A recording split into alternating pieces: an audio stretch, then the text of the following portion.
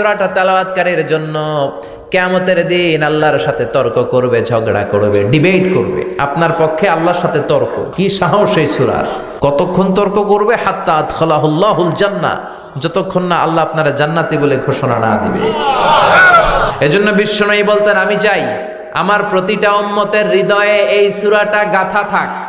আমি চাই আমার প্রতিটা উম্মতের সিনার ভেতরে এই সূরাটা মুখস্থ থাক। কুফা নগরীতে এক নাস্তিক ছিল, উল্লুকা পাঠা।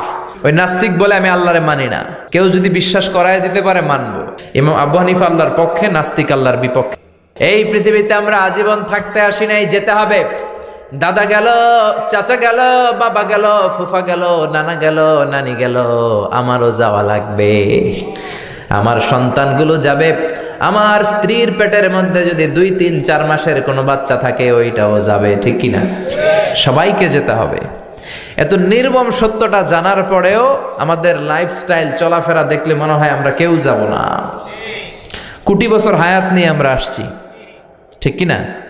লাইফস্টাইল দেখলে মনে হয় আমি যাব না, সব আমার, সব আমার, আমি সব খায়া ফেলাম। এগুলো বলে না, ওর পেট হইলে এতটুকু, সব খায়া ফেলাইব। কয় বাড়ি আমার, গাড়ি আমার, এই এলাকা আমার, এই এলাকায় দাপট আমার, বলে না? বাড়ি আমার, গাড়ি আমার। যদি জিজ্ঞেস করি কার বাড়ি, কয় আমার বাড়ি। কেমনে আপনার বাড়ি? আপনার বাবা যখন এই বাড়িতে থাকতো, বাবাও কইতো আমার বাড়ি। আপনার দাদা যখন এই বাড়িতে থাকতো, দাদাও বলতো আমার বাড়ি। আপনি মরে গেলে আপনার ছেলে বলবে এটা আমার বাড়ি। ছেলে মরে গেলে নাতি বলবে আমার বাড়ি। নাতির নাতির নাতিও যখন এই বাড়িতে থাকবে, সেও বলবে আমার বাড়ি। বাড়ি একটা, দাবিদার কয়জন খেয়াল করছেন? পরের জায়গা পরের বাড়ি, ঘর বাঁধিয়ায় আমি রই, আমি তো সেই ঘরের মালিক নই। পরের জায়গা পরের বাড়ি, ঘর বাঁধিয়ায় আমি রই, আমি তো সেই ঘরের মালিক নই, ঠিক কিনা?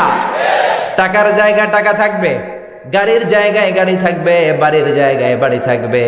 যেই বালাখানা আমি বানালাম, যেই দামি ঘর আমি বানালাম, আমার শেষ ঘুমটা কি আমার ওই ঘরের মধ্যে হবে নাকি? টাকা দিয়ে আমি গোসলখানা বানালাম, টাইলস দিয়ে গোসলখানা বানালাম, আমার জীবনের শেষ গোসলটা কি আমার বানানো গোসলখানায় হবে নাকি? তার মানে থাকতে আসি নাই। এই নির্মম সত্যটা প্রতিদিন 100 বার খেয়াল করতে হবে, তাহলে আর আমার এই কথাগুলো বেশি আসবে না। চিল্লায় বলেন ঠিক কিনা? বিশ্বনবী বললেন, কবরে তোমাদের যেতে হবে। আর এমন একটা সূরা আল্লাহ কোরআনে দিয়েছে, এই সূরাটা তেলাওয়াত করলে কবরের আযাব থেকে বাঁচাবে কে? ওই সূরাটার নাম হলো সূরাতুল মুলক। কি নাম? আরো জোরে বলেন। আবার বিশ্বনবী বললেন, শাফাআত লি সাহিবিহা, এই সূরাটা যে বারবার তেলাওয়াত করবে, এই সূরাটা কিয়ামতের দিন তেলাওয়াতকারীর জন্য আল্লাহর কাছে সুপারিশ করবে। আরো জোরে সুবহানাল্লাহ। কোরআন সুপারিশ করলে আল্লাহ কি সুপারিশ ফেলে দিবে? অর্থমন্ত্রী যদি মাননীয় প্রধানমন্ত্রীর কাছে কোনো বিষয় সুপারিশ করে, প্রধানমন্ত্রী ওটা রিজেক্ট করতে পারবে? তো কোরআন যদি সুপারিশ করে, আল্লাহ রিজেক্ট করবে নাকি? আল্লাহ এই সুপারিশ কবুল করে নেবে। চিল্লা এখন ঠিক কিনা? আবার বিশ্বনবী ফরমান, খাসামাত আন সাহিবিহা, এই সূরাটা এমন সূরা, এই সূরাটা তেলাওয়াতকারীর জন্য কিয়ামতের দিন আল্লাহর সাথে তর্ক করবে, ঝগড়া করবে, ডিবেট করবে। আপনার পক্ষে আল্লাহর সাথে তর্ক, কি সাহস এই সূরার! কতক্ষণ তর্ক করবে? হাত্তা আদখালাহুল্লাহুল জান্নাহ, যতক্ষণ না আল্লাহ আপনারা জান্নাতি বলে ঘোষণা না দিবে। এজন্য এই সূরা তেলাওয়াতের দরকার আছে না নাই? বিশ্বনবী বলতেন, মান কারা বিহা ফি লাইলা ফাকাদ আকসারা ওয়া তাবা, রাত্রি বেলায় যে ব্যক্তি এই সূরাটা তেলাওয়াত করবে, তার পুরো আমলনামাটা সওয়াব দিয়ে পরিপূর্ণ করে দিবে কে?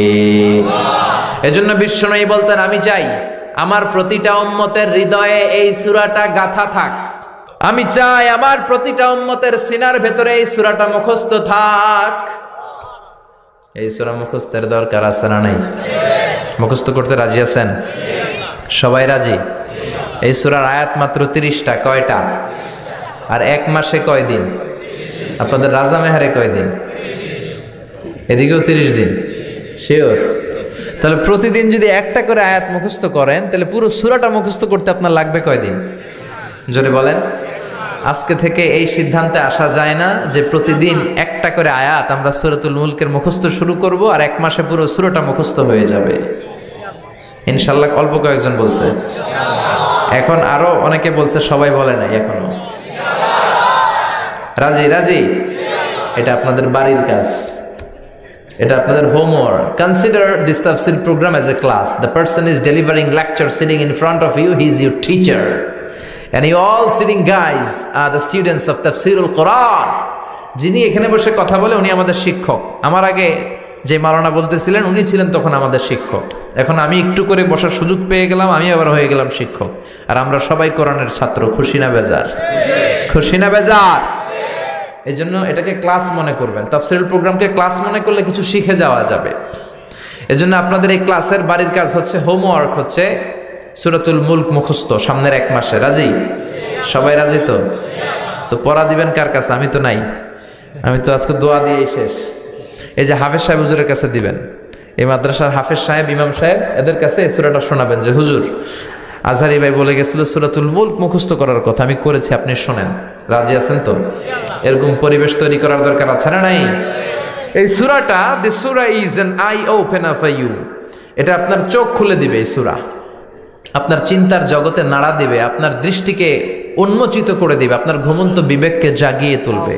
আল্লাহ তাআলা এই সূরার ভেতরে নাস্তিকদের জন্য কিছু ডোজ দিয়েছে, মেডিসিন। নাস্তিক আছে না নাই? আমরা আল্লাহ বিশ্বাস করি, আমরা আস্তিক, আর যারা করে না তারা নাস্তিকরা বলে আমরা আল্লাহরে মানি না। কেন মানো না? কই দেখি না তাই মানি না। কি যুক্তি? আনসিন ইজ নাথিং, যেটা দেখা যায় না ওইটা বিশ্বাস করা যায় না। কিন্তু ওরা অনেক কিছু দেখে না, তারপরেও মানে আছে না নাই? ওরা কি বাতাস দেখে? তো মানুষ কেন? Do you see the air in the atmosphere? So why do you believe on that? Do you see the bad headache someone feel in his head? কেউ যখন মাথায় ব্যথা পায় তুমি কি দেখো? So why do you believe on that? তাহলে বিশ্বাস করো কেন? অনেকে আসে, হুজুর মাথা ব্যথা, একটু ফু দিয়ে দেন। তা আমরা ফু দিয়ে দিই। এই যে মাথা ব্যথা লোকটার করতেছে, আমি দেখি? কথা বলেন। আরে আমি তো আমারই দেখি না। আপনি আপনার চোখ দেখেন আয়নার সাহায্য ছাড়া? কথা বলেন। আমার চোখ না, আপনার চোখ দেখেন। আমি আপনারটা দেখি, আপনি আমারটা দেখেন, কিন্তু আমি কি আমারটা দেখতে পাচ্ছি? আয়না ছাড়া আমরা আমাদের চোখ দেখতে পাই না। আয়নার সাহায্য ছাড়া আমরা আমাদের পিঠ দেখতে পাই না। আপনি আপনার পিঠ দেখছেন কখনো? আরে আয়না দিলেও তো পিঠ দেখতে গেলে ঘাড় ভেঙে যাবে, ঠিক কিনা? তাহলে নিজেরাই তো দেখো না। আল্লাহ ডেকে বলে, গোলাম আমার সৃষ্টি নৈপুণ্যের দিকে তাকা, আমার সৃষ্টি রাজ্যের দিকে তাকা। আমার সৃষ্টির মাঝে আমি আল্লাহর নিদর্শন আছে না নাই? সাগরের দিকে তাকান। কক্সবাজারে যাবেন, সাগরের দিকে তাকাবেন, বঙ্গোপসাগরের ঢেউগুলো যখন দেখবেন আপনার মনের মধ্যে এমনিই চলে আসবে সাগরের একজন মালিক আছে না নাই? আপনি পাহাড়ের দিকে তাকান, মরুভূমির দিকে তাকান, মরুভূমির দিকে তাকালেই বুঝবেন এই মরুভূমির স্রষ্টা ছাড়া নাই। আপনি ঝর্ণার দিকে তাকান, তখনই আপনি বুঝবেন ঝর্ণার মালিক আছে না নাই? ঝর্ণা ঝর্ণা ঝর্ণা রে, বলনা বলনা বলনা রে, কার বিরহে পাগল পড়া তুই, কার মিলনে ফুল ফসলে ভরা রে তোর দুকুল ভুই, কার মিলনে ফুল ফসলে ভরা রে তোর দুকুল ভুই। ঝর্ণা ঝর্ণা ঝর্ণা রে, বলনা বলনা বলনা রে, কার বিরহে পাগল পড়া তুই। পড়েন সুবহানাল্লাহ।